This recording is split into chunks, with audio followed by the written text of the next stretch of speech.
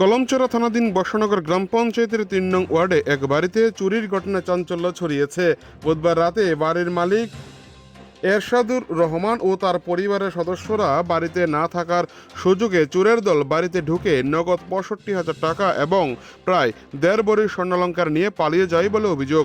বাড়ির মালিক এরশাদুর রহমান জানান, বাড়ির পুরনো জানালা দিয়ে চোরেরা ঘরে প্রবেশ করে এরপর ঘরে থাকা সেলফের গ্রুপের ৫০,০০০ টাকা সহ তার ব্যক্তিগত ১৫,০০০ টাকা এবং কিছু স্বর্ণালংকার নিয়ে চম্পট দেয়।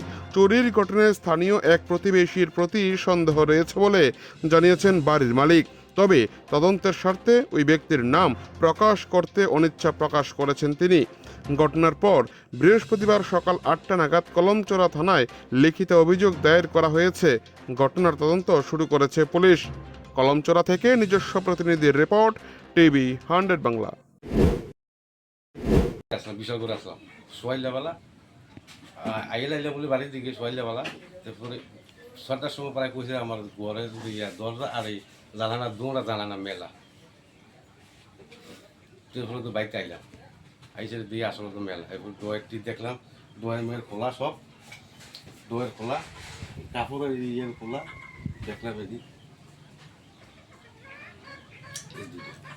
তো কি হারানি গেছে আপনার? হারানো গেছে স্বর্ণ আর টেহা